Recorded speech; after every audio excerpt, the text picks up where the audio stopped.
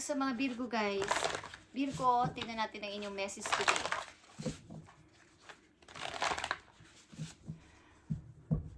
Para ito sa mga Virgo, ngayon ay June 17.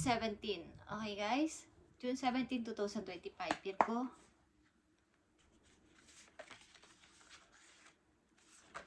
Nandito ang beach fire. Stand up yourself. Stand up yourself guys. Stand up yourself. Ibig sabihin, ipaglaban mo ang iyong sarili. Huwag kang patatalo. Okay? May mga pwedeng manakit sa'yo, Virgo, o sa bad side. Okay? Hindi man ito sa literal na tao, is mga bad energy ito na gustong lumapit sa'yo, okay? O so, ikaw ay mag-ingat. Protektahan mo yung energy, Virgo, hanggat maaari. Ito din ay stand your ground.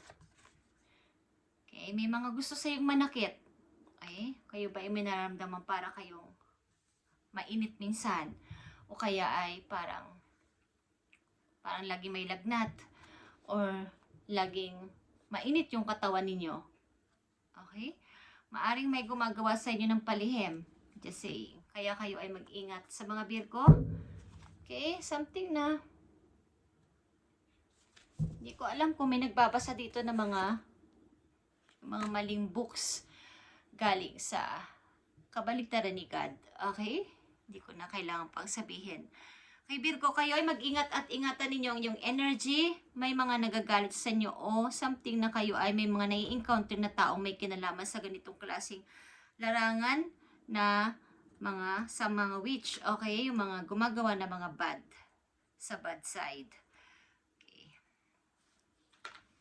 Kayo ay mag-ingat sa mga Virgo. Baka may mga namimit kayong tao na ang ilan kasi sa inyo ay matagumpay sa buhay at maraming nagagalit o naiinggit. So kayo ay mag-ingat sa inyong energy. Ingatan ninyo, maglagay kayo ng protection, mga crystal stone, at pang-protection sa inyo. Siyempre. Maaaring minsan nakakaramdam kayo ng sobrang init. May gumagawa sa inyo ng hindi nyo nalalaman.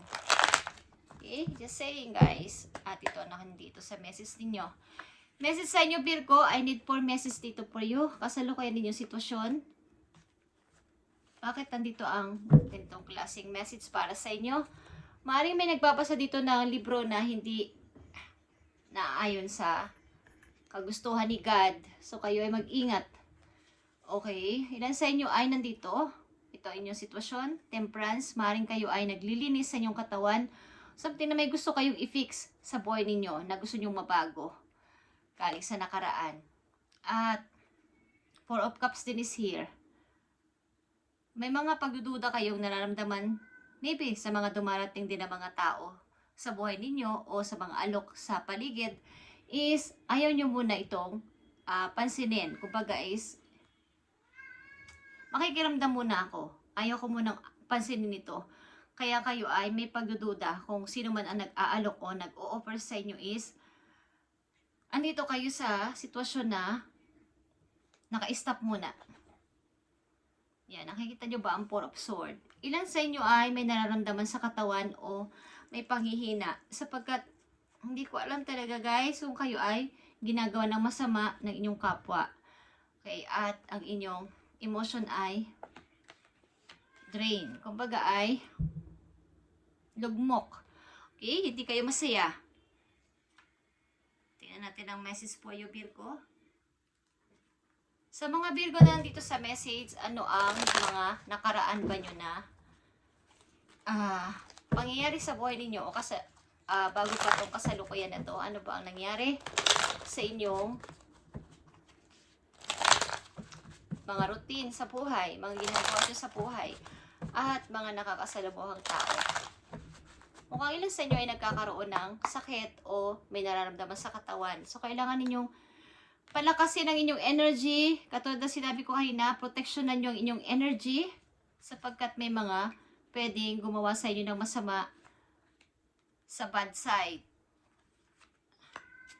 Virgo, kayo kasi ay powerful person. Kumbaga ay may mga magagandang nakakamit sa buhay, successful, lalo na sa money. Madali kayong makareceive ng mga, bawa, maswerte ka sa ganito, madali kayong makaangat sa buhay, madali kayong makatanggap ng mga, bawa, may mga sinalihan kayo, what is, madali lang yung napapanalunan. Maswerte ang ilang Virgo na nandito sa reading. Kumbaga ay lapitin kayo ng swerte o ng money. Kaya maraming nagtataka at nagagalit o naiinggit sa inyo. Kaya kayo masyadong papasok ng mga bagong tao sa buhay ninyo nang hindi nyo mga kilala pa ang buong pagkatao ng mga to. Baka may kinukuha ng hindi magagandang bagay sa inyo. Something na katulad ng mga buhok nyo, mga mahalagang bagay sa buhay ninyo, damit or what is, maaari itong gamitin sa inyo sa mali. Okay, Virgo, nandito ang the High Priestess.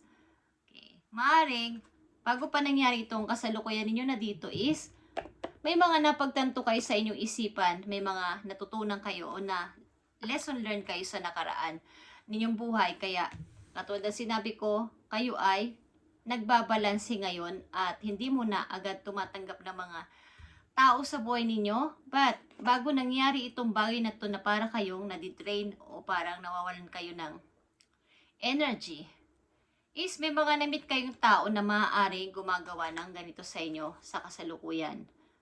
Okay, Seven of Swords is here. Di ko alam kung may mga, hindi nyo naman sinasadyang gawin ito sa kapwa, but may mga taong nami-misunderstand, parang nami-misinterpret sa inyo salita o sa inyo mga ginagawa. Parang akala nila ay kayo ay nanloko o kayo ay nandaya sa kanila. So may nagagalit dito. Yeah. Maaaring may sumusubaybay sa'yo, Virgo. May mga nag-i-spy sa'yo. May mga sumusubaybay sa'yo. Ginagamit ang ibon or something. Uwak, guys. Kung ano mga inyong iniisip, pinaplano at gagawin. Okay.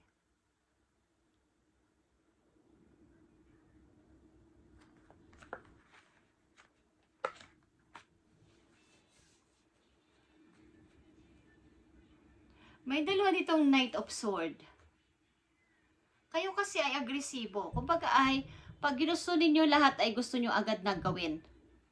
Bigla-biglaan din ang ilan sa iyo magdesisyon. Kaya ang ilan ninyong desisyon ay hindi napapag-isipan ng mabuti. Pag sinabi ng isang tao din na tulungan natin si ganito, gawin natin ang ganito, agad-agad kayong, sige, go tayo doon, go tayo. Pero hindi mo alam na mayroong mga nasasagasaan ka or may nagagalit nang hindi mo sinasadya. Okay, lang sa inyo, Virgo, na nandito sa reading ay may kinasasadla ka na ganitong klaseng sitwasyon. Ingatan mo yung energy, baka ikaw ay magkasakit or bigyan ng sakit ang mga tao na to o ng tao na to. Ito ay maaaring babae, Virgo. Okay. Tingnan natin ang message dito. Ikaw ba ay maraming napaibig kung ikaw ay lalaki? At may mga gumagawa nito sa'yo. Okay? Uy.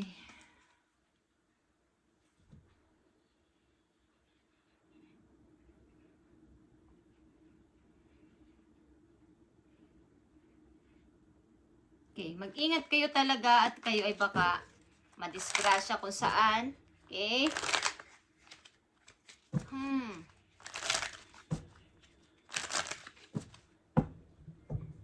May pusa din ditong pwede magpakita sa inyo, guys. Ito ay nag-i-indicates din na kapag nakakita kayo ng mga kasabihan kasi ito na matatanda noong unang panahon, pag kayo nakakita ng black cat sa kalsada, nag-i-indicates to ng injury, accident. Okay, so ito ay isang paalala, guys. Hindi ito panalakot. At may mga sumusubaybay sa inyo dito, Virgo. Tingnan natin. Message for you, Virgo, sa peace dito sa inyo, sitwasyon na to.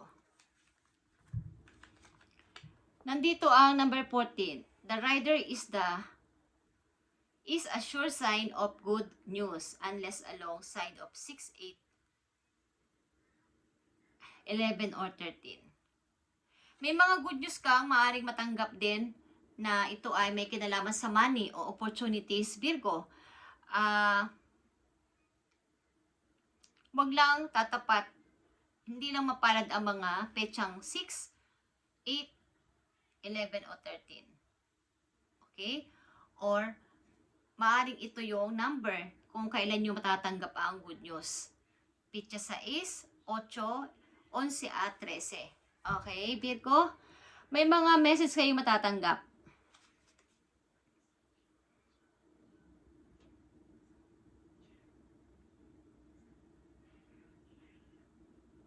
Yeah.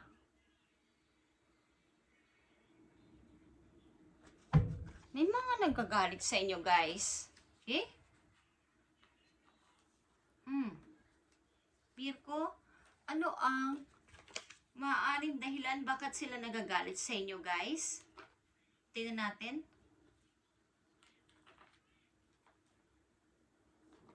Hindi to pagkakaunawaan. Okay, Virgo. Kayo ba'y may mga pinangakuan, guys, na hindi natupad?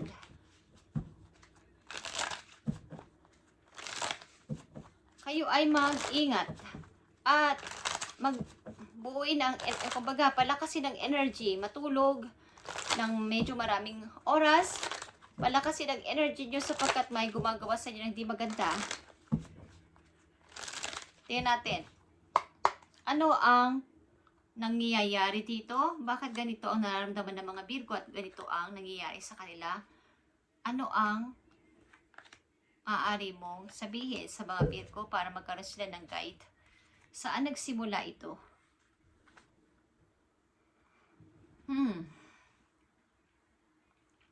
Three of Wands is here. Nine of Swords. Nine of Wands.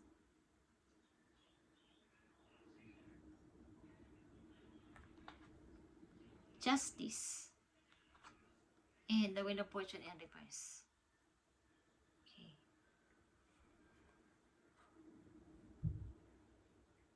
Mali ito ay misfortune, guys. Meron ba kayong naka-negotiate na tao na sinasabihan nyo ng inyong mga private na nangyayari sa buhay ninyo?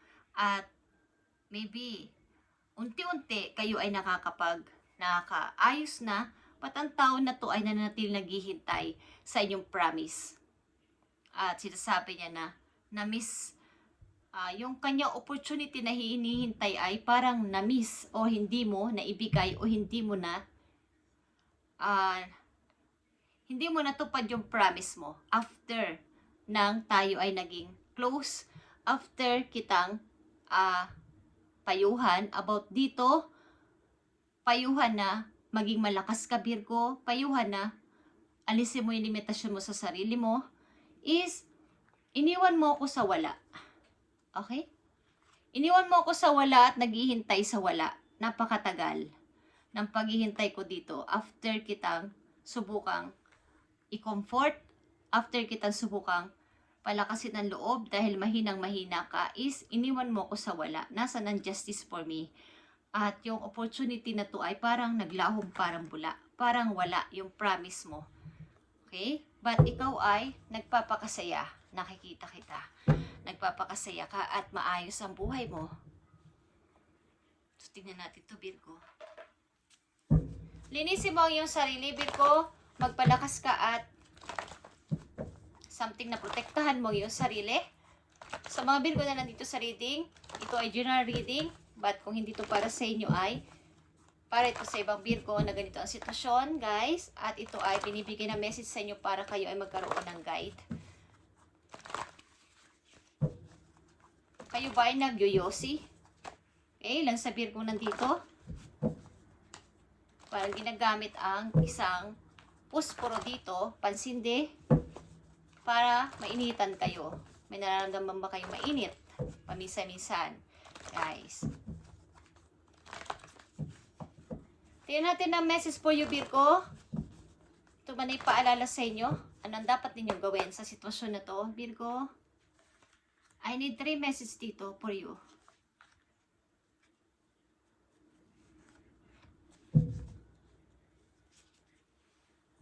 Okay, maging aware ka. At humingi ng payo sa ilang mga kakilala. Okay. Nandito ang suffering in silence. Kailangan mong manahimik. Huwag kang talk less. Ligyan mo ng limitasyon ang mga taong naglalapit talaga sa'yo at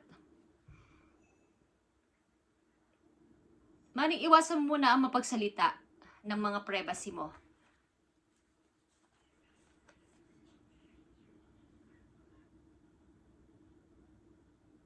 Maring ilan sa inyo din ay lilipat na ang lugar or gusto nyo na maiba naman ang path ng buhay nyo kesa sa mga tao na to. Okay? At ang ilan sa inyo dito ay may mga matatanggap talagang good news at ito ay inyong isi-celebrate. Kasama ang mga ilan yung mga kaibigan, but hindi naman marami, but ito ay mga pinagkakatiwalaan ninyo. Okay guys? At sa mga kaibigan na inyong nami-meet, Virgo, tandaan ninyo na hindi lahat ng ito ay tama ang pakikitungo sa inyo. Maging aware kayo sa inyong mga nakakasalamuha at nakakasalamuha na sa kasalukuyan. Ito ba ay mangilan-ngilan ninyong friend? Hindi lahat ito ay okay sa inyo, guys. So kayo makiramdam kung ano ang totoo nilang intention sa inyo, bakit sila laging andyan at lagi sa inyo palagi nasa tabi ninyo.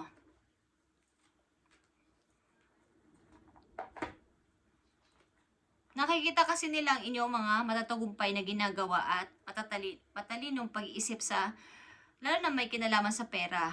Virgo, is bigyan ninyo ito ng pansin. Tingnan natin ang mga susunod pang message sa inyo sa kasalukuyan para mayroon kayong guide. Para sa mga Virgo na nandito sa reading at sa kanilang kasalukuyang sitwasyon, ano pa ang gusto mong sabihin sa kanila?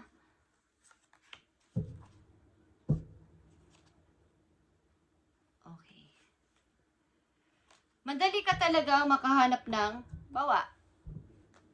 madali kang makahanap ng solusyon sa mga problema, lalo na sa may kinalaman sa pera. Virgo, kapag alam mong hindi ka na fit sa trabaho mo na yun o sa ginagawa mo na yun, gumagawa ka ng ilang alternative na bagay para maiba naman at lalong umunlad yung iyong pananalapi. Naghahanap ka ng ibang gagawin kesa doon ka at doon na hindi naman yun nag-grow. Okay? Nakita mo ang Four of Pentacles. Ilan sa inyo yung investor? Nag-i-invest ng money. Parang pyramiding. Something na kayo ay madalas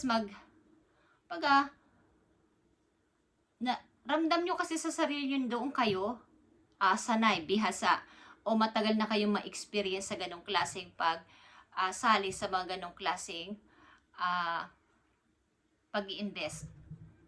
So doon nyo naiisipan na mas parang lalago ang inyong pera. At doon din kayo makakahanap ng mga magagalit sa inyo, guys. So kapag kiramdaman ninyo ang paligid. Okay?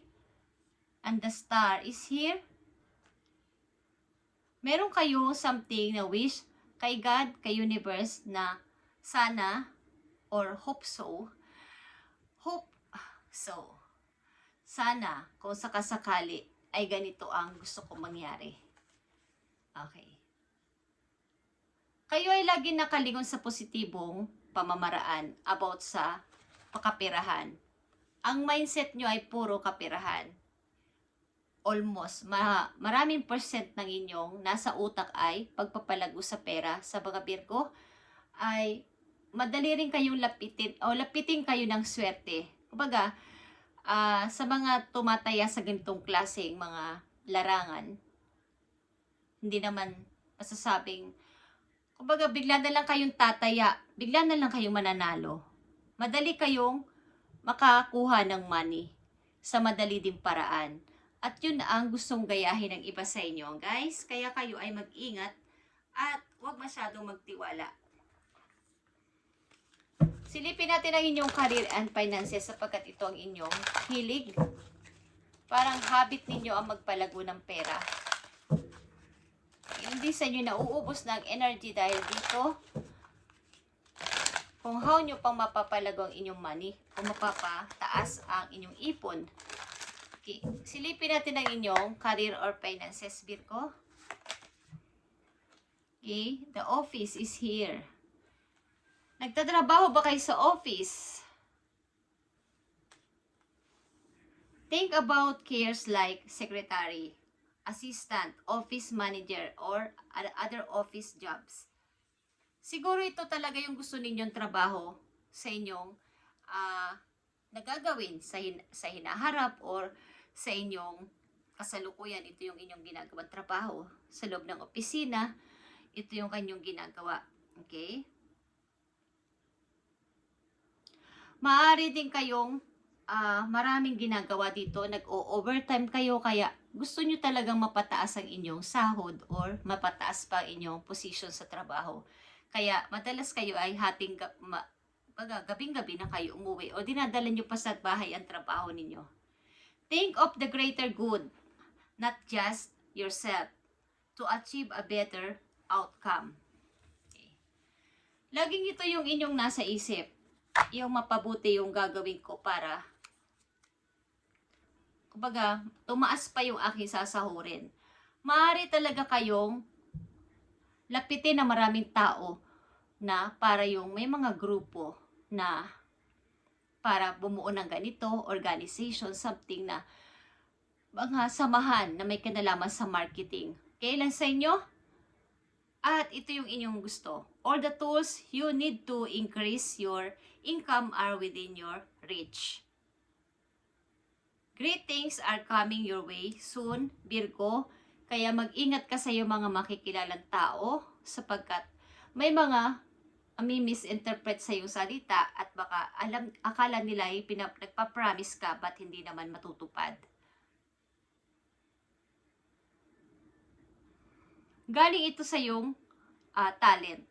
Ang lahat ng nangyayari ito sa buhay mo is matalino ka kasi mag-isip. Okay? Meron kang mga good idea na naiisipan at ina-unlock mo kaagad. Gusto mo agad itry at pinamanifest mo. Okay, sa mga Virgo nandito sa reading, ay ito ang inyong message today. Pag-ingatan ninyo itong inyong talent na to at maaaring baka manakaw ng iba kung hindi nyo ito pag-iingatan. Huwag kayong basta-basta magtitiwala agad at magsasabi ng mga private ninyo sa iba sapagkat may mga hindi nakakaunawa ng ilang mga sitwasyon sa buhay ninyo. Okay? Na may misinterpret ang inyong mga salita na baka akala nila ay nagpa-promise kayo pero hindi naman. At maaaring kayo ay nagpapayo o something na ginagawa nyong halimbawa ang sarili ninyo. May mga desisyon ka kasing nagawa, ilan sa inyo na hindi natuwa ang ilang mga tao, something dito, na parang nawalan ng opportunity ang ilan dahil sa iyong desisyon. Okay, Virgo, thank you and God bless sa inyo lahat, guys. At protection naman yung energy.